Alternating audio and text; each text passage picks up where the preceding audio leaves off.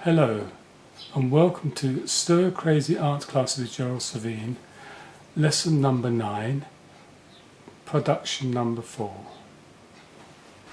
We're going back to when we did this picture, the painting of the fisherman's hut. Looking here, there's shadow here, a lighter colouring here, so the sun is coming from the right.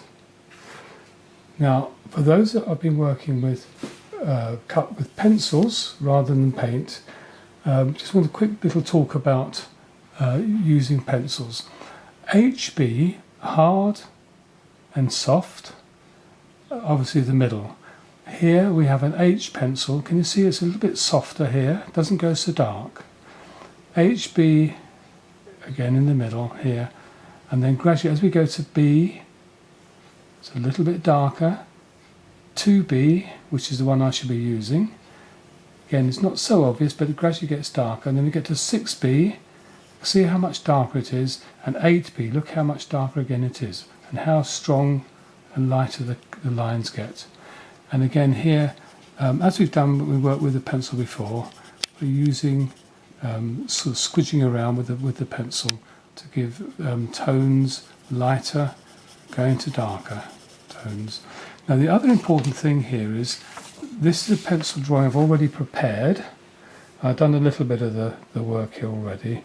So we've got the line drawing that we should have done from when people were doing the colour version. And the thing here is working on a smooth paper.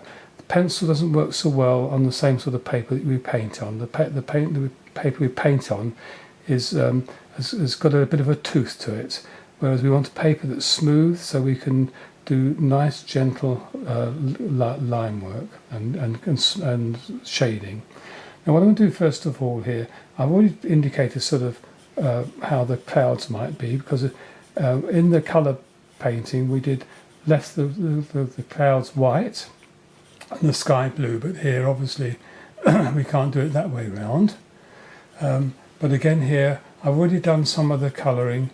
If we look here again, we have light and darks, lights and darks, and lights through here. So we're going to try and copy, okay, but obviously in black and white.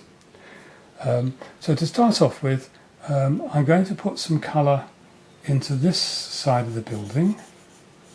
Now this is in the shade and the shadow. And again, I'm just going to work my way down.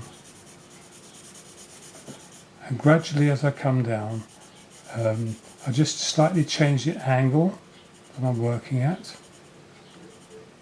to follow the angle that was being created by the slats of wood.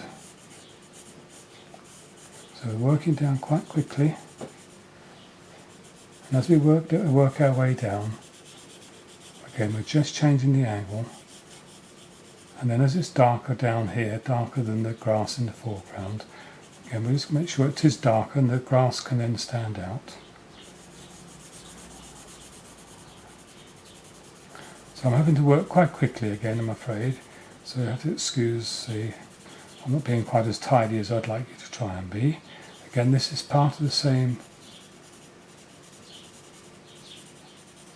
sort of shadow that's coming on the building.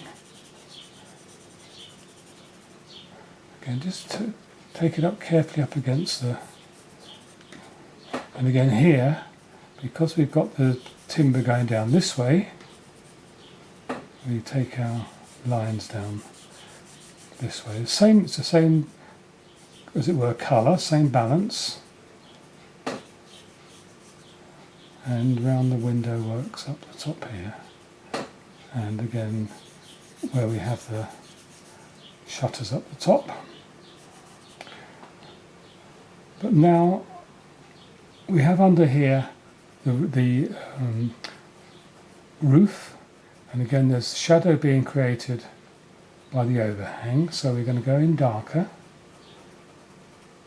get quite dark, and again it emphasises the style of the roofing.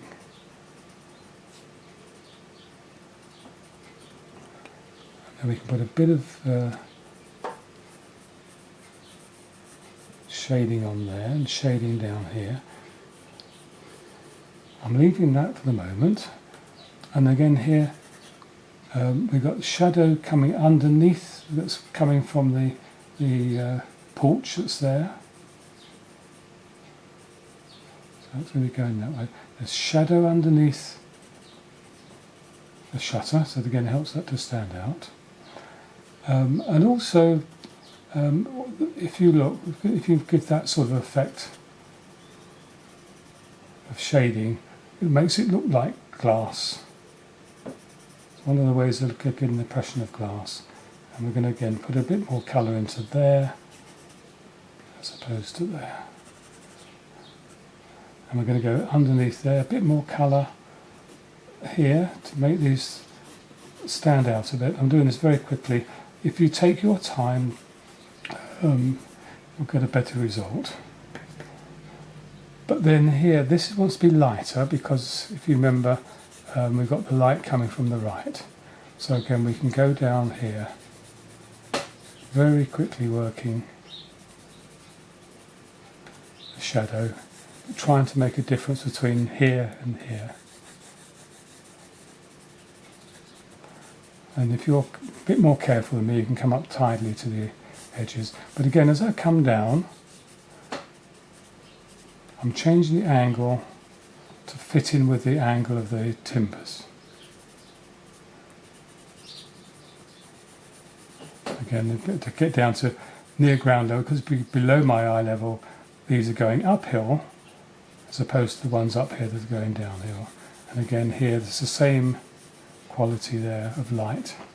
Now what I'm going to do here is I'm going to put a bit of colour onto here and down here, but under here I want to go darker because the light is causing a shadow, and the same underneath this extension at the back here as well.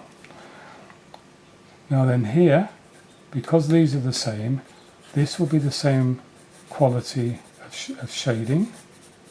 I'm going to leave this white around there because it was a white window frame, so we can bring a bit of actual colour into the drawing. And again, take your time and you can get it a bit much tidier than I've been doing it. I'm just trying to give you an idea of how you can work. Now here, of course, this is going to be dark, much darker again because it's being shadowed. Now because it's a bit of a winky-wonky building, the timbers are going slightly awry. But again here, they will be causing a shadow on the wall here from the, you see a bit of a shadow. You can gradually build it up yourself to give a bit more character to it. Again, under here it will be a bit darker and a bit darker down there, so we can see the difference.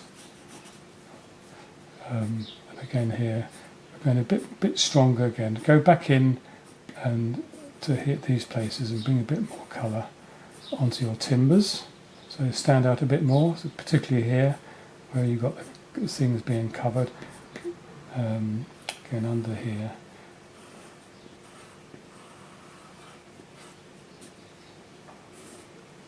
Be careful, try and keep your fingers off the page so you don't smudge what you've been working on. Okay, it's gradually building up. Now again here, I put a bit of shadow into there because of where the window frame is, and again we can just put a little bit of, gives the impression of glass. Then we can have a bit of colour. Now the roof felt is quite dark, so we can perhaps just gradually build up. Again, I'm working in this direction because that's a flat light. I can do that. But again, take your time and you get the better effect than you're seeing here. And again, we've got the roof felt coming through here. But you see, it's gradually colours building up, and you're getting some character into the bit of shadow underneath the lock, shadow under the stablescape.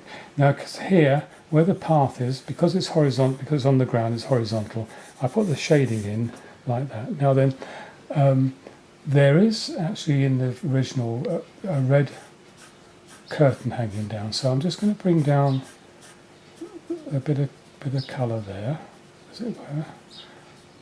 Bit of shadow under there. Bit of shadow where you've got to fold, but not to overdo it. Now what we're going to do here is we're going to bring in some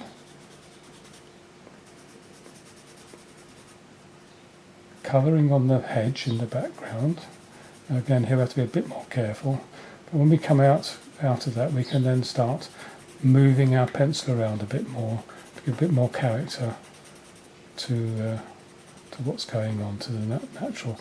Again, I don't know if you remember when we did the poppy, where we how we were working the colour there.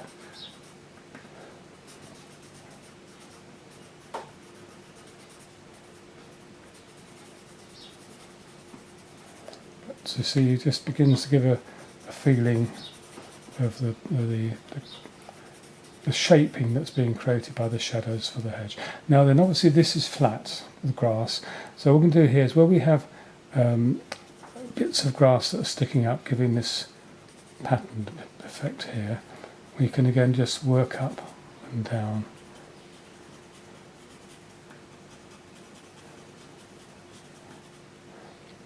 We can also then bring in a bit of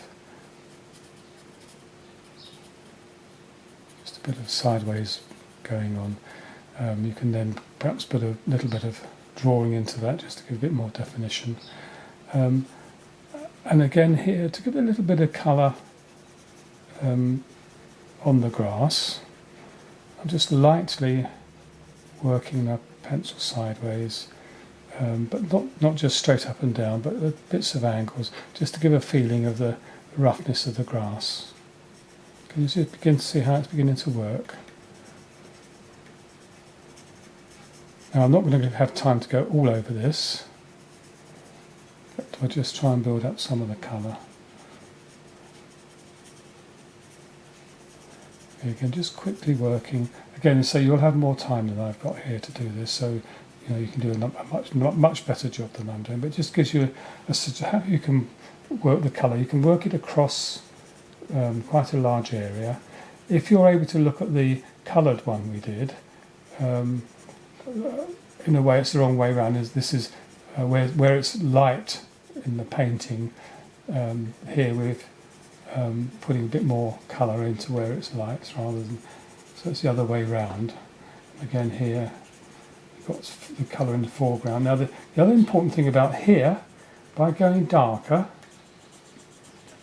I know you've noticed we've actually bung some little flowery bits in here, which again you can sort of emphasise, is that by doing this we give a corner to the picture, just coming up a little bit higher, and the same over this side. We can bring some sort of grassy effect coming round here. It's gone a bit too wild there, but never mind. This gives you some idea to work. And again, you see that will, when we come to do the next picture, this sort of thing will be more important. I'll explain a bit more about that then. But you know, you can just gradually build up what's going on. And again, over here, a bit more colour over here, a bit more rougher grass, a bit more of the shrubs, the trees and bushes that are over the hedge at the back here. You see, but again, that will hold the picture into place as this is holding solid colours over here. Okay, so that's hopefully, if you look at some of your coloured, or if you look at some black and white photographs, if you've got some stashed away in your okay, so that's it for now. Okay, so look forward. I hope you find that helpful. Take your time, and I look forward to seeing you again when we do the next exercise.